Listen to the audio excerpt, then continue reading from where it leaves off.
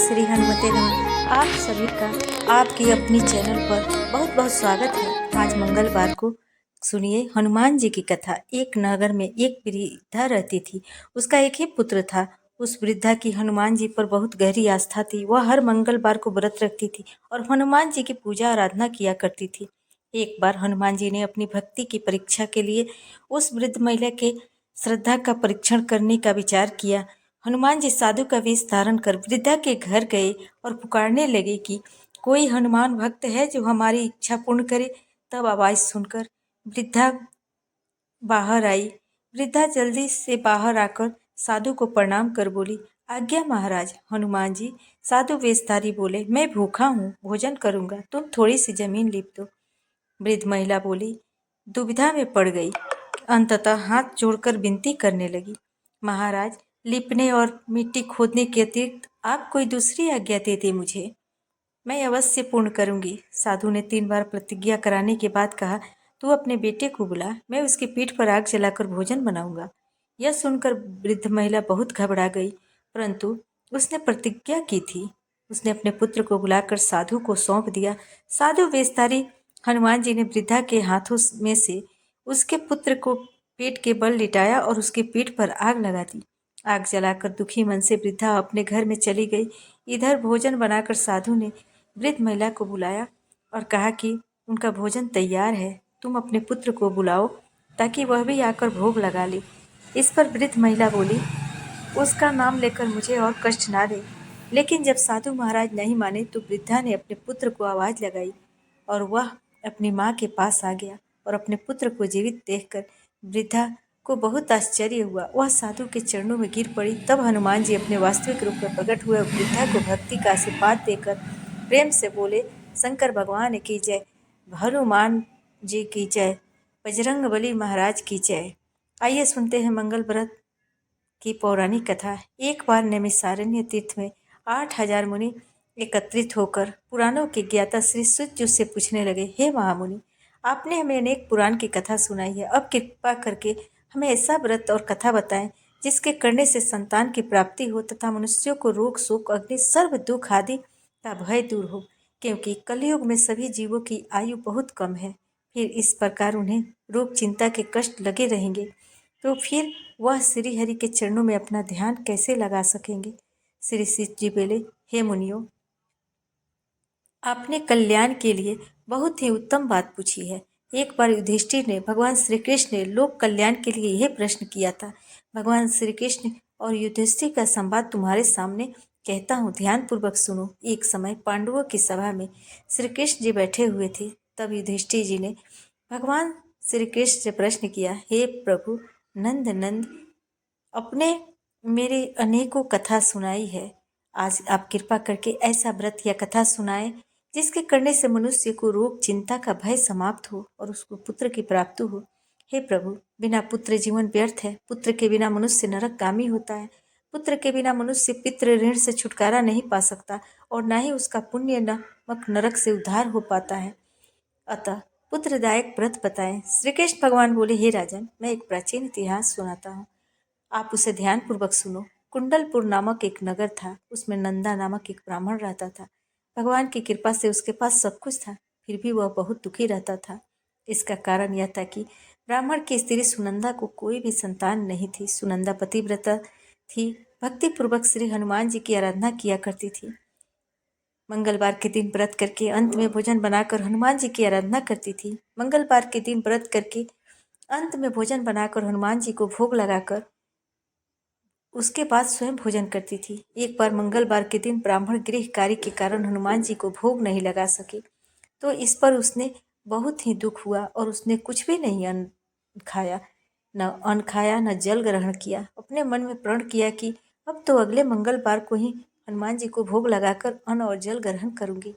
ब्राह्मणी सुनंदा प्रतिदिन भोजन बनाती, श्रद्धा पूर्वक पति को खिलाती, परंतु स्वयं भोजन नहीं करती और मन ही मन श्री हनुमान जी को आराधना करती रहती थी।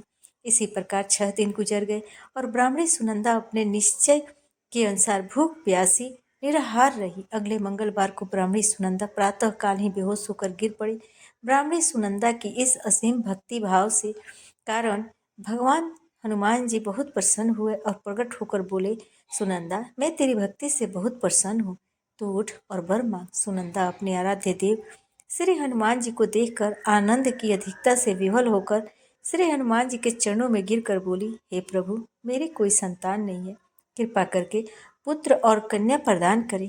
आपकी अति कृपा होगी। श्री महावीर जी बोले, तेरी इच्छा पूर्ण होगी। तेरे एक कन्या पैदा होगी, उसके अष्टांग प्रतिदिन सोना दिया करेंगे।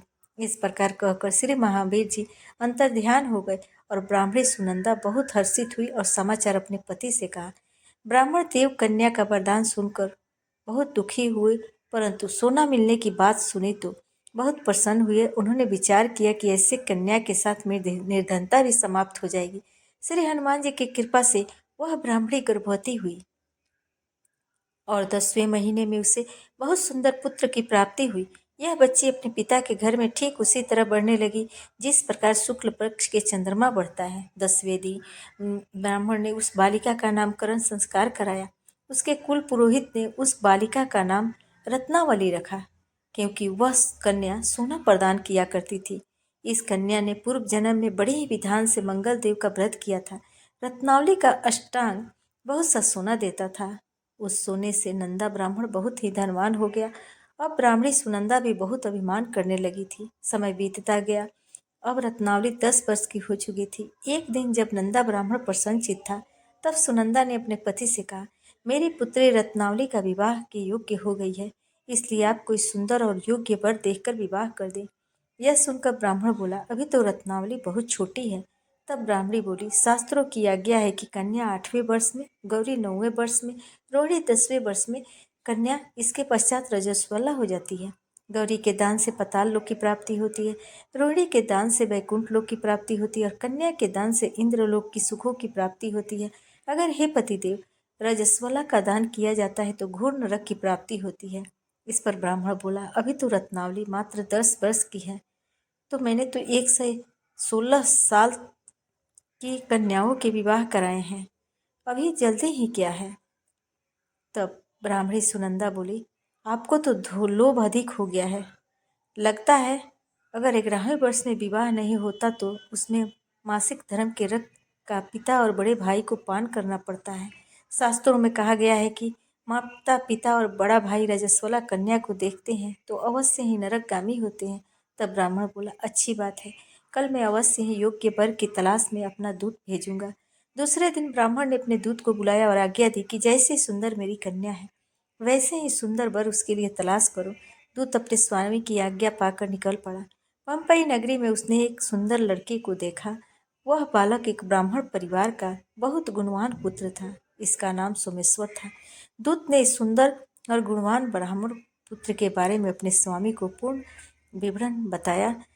ब्राह्मण नंदा को सोमेश्वर भी अच्छा लगा और एक शुभ मुहूर्त देखकर विधि विधान के साथ कन्या का दान करने के ब्राह्मण संतुष्ट हुए, परंतु ब्राह्मण के मन में तो लोभ समाया हुआ था।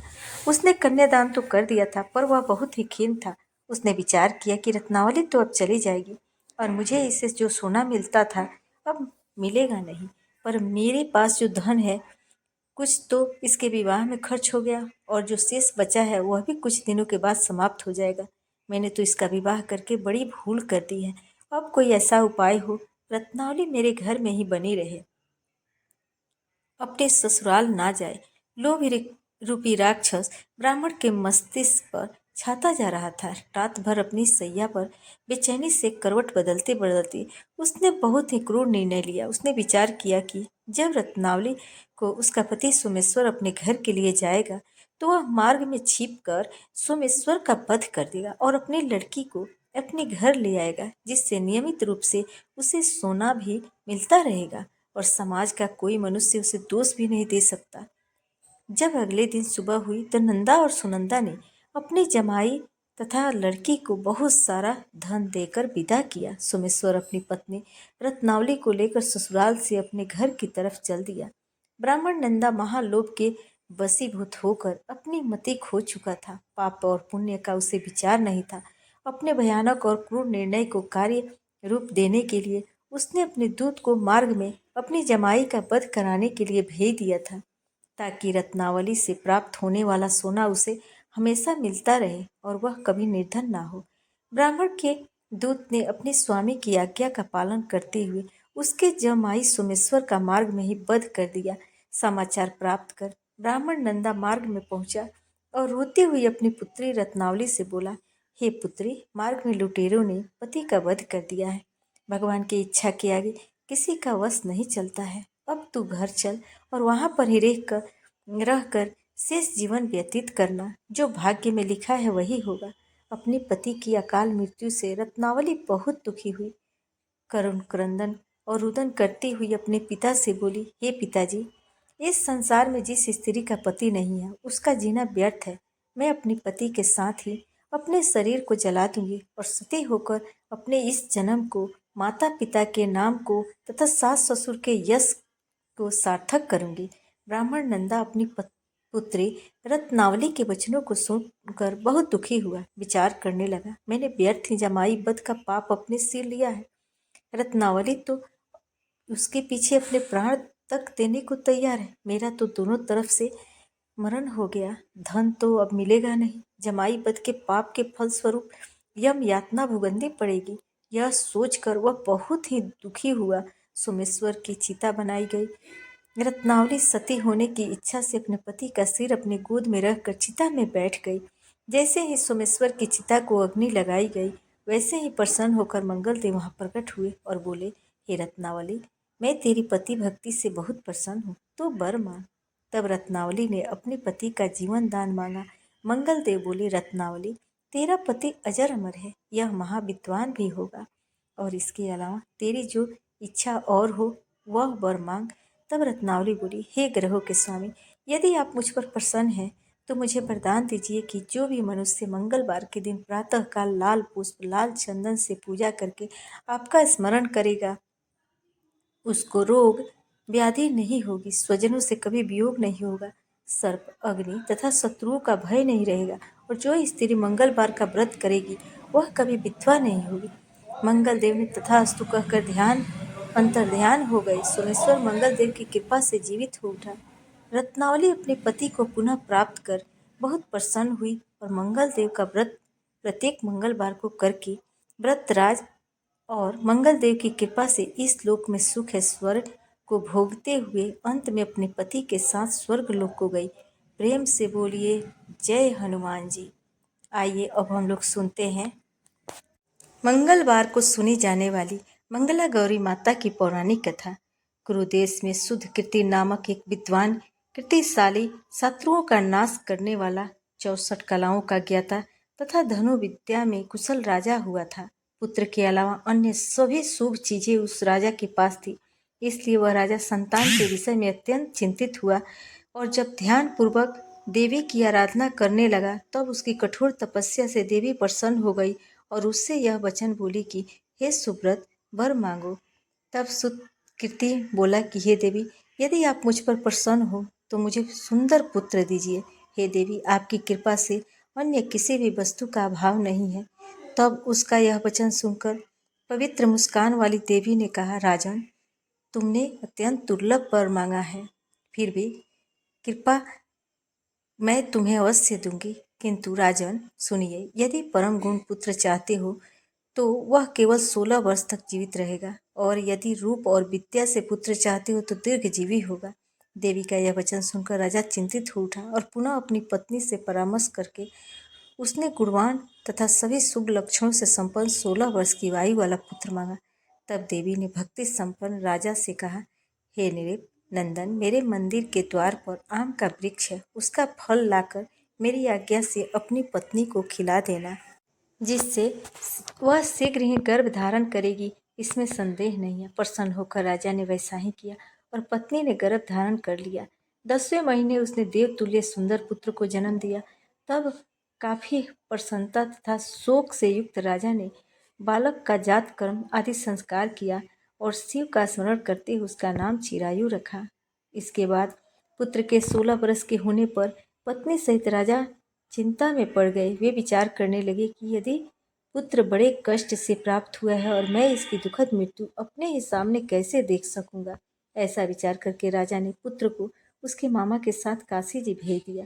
प्रस्थान के समय राजा की पत्नी ने अपने भाई से कहा कि आप मेरे पुत्र को काशी जी ले जाइए और मेरे भगवान पुत्र के लिए प्रार्थना की कि कहा कि हे विश्वेश्वर, आप जगतपति की यात्रा के लिए मैं इस पुत्र को अवश्य भेजूंगी, अतः आप मेरे पुत्र को आज ही ले जाइए, सावधानी पूर्वक इसकी रक्षा कीजिएगा। अपनी बहन की यह बात सुनकर भांजे के साथ वह चल पड़ा। कई दिनों तक चलते चलते वह आनंद नामक नगर में पहुंचा। वहां सभी प्रकार की समृद्धि हुई। संपन्न वीर सेन नाम वाला राजा रहता था। उस राजा की एक सर्वलक्षण संपन्न युवा अवस्था प्राप्त मनोहर और सुंदर लावण्य मंगला गौरी नामक कन्या थी। उत्तम सौंदर्य को प्राप्त वह कन्या किसी समय सखियों के साथ नगर के उपवन में क्रीड़ा करने के लिए गई हुई थी। उसी समय वह चिरायु और उसका मामा वे दोनों भी वहां पहुंच गए और उन कन्याओं को देखने की लालसा से वही विश्राम करने लगे। इसी बीच विनोद पूर्वक क्रीड़ा करती हुई उन कन्याओं में से किसी ने एक कुपित होकर राजकुमारी को राणा का यह वचन कह दिया। तब उस अशुभ वचन को सुनकर राजकुमारी ने कहा कि तुम अनुचित बातें क्यों बोल रही हो? मेरे कुल में तो इस प्रकार की कोई नहीं है। मंगला गौरी की कृपा से तथा उनके व्रत के प्रभाव से विवाह के समय जिसके सर पर मेरे हाथ से अक्षत पड़ेंगे वे सुखी होगा।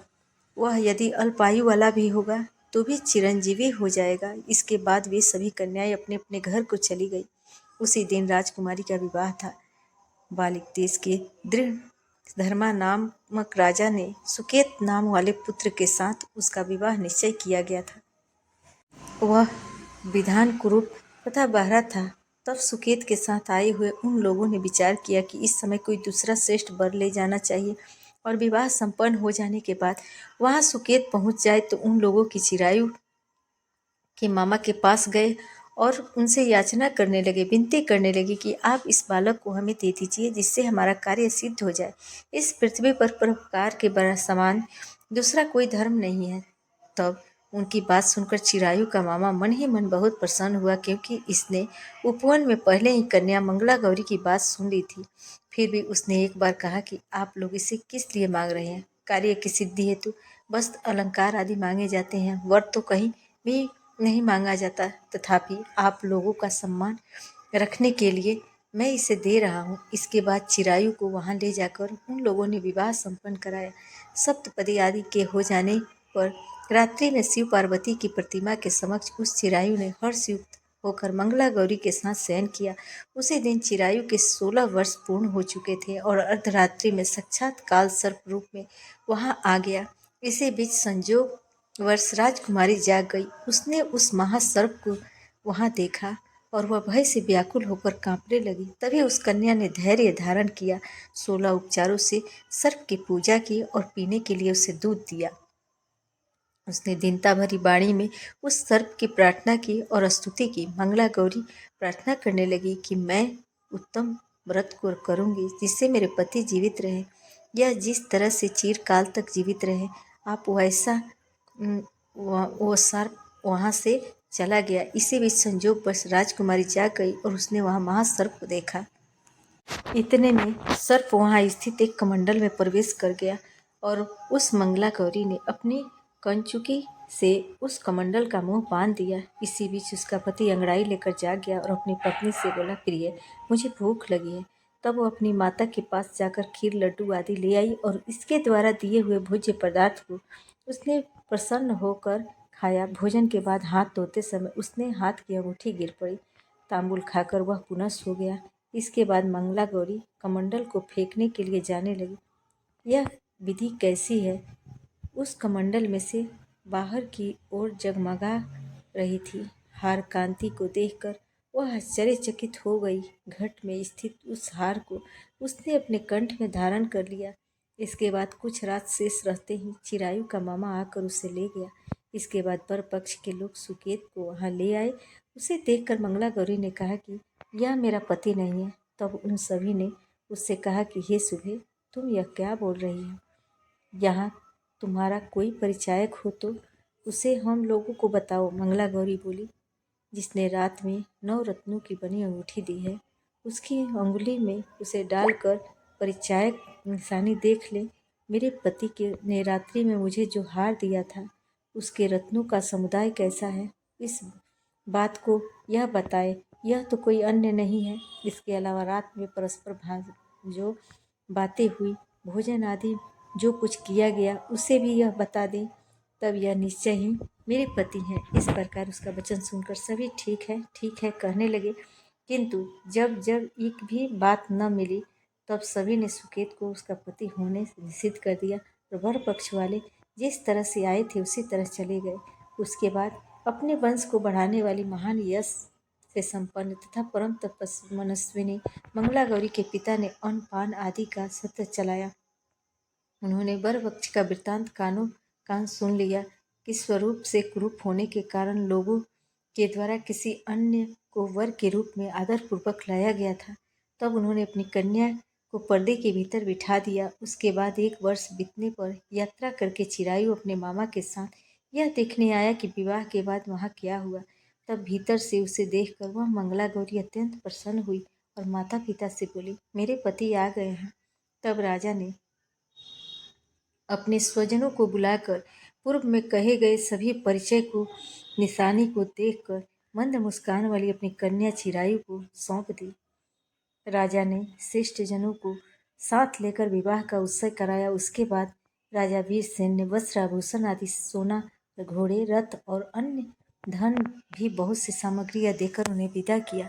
उसके बाद कुल को आनंदित करने वाला वह चिरायु पत्नी और मामा को साथ लेकर सेना के साथ अपने नगर पहुंचा। लोगों के मुख से उसे आया सुनकर उसके माता पिता को विश्वास नहीं हुआ।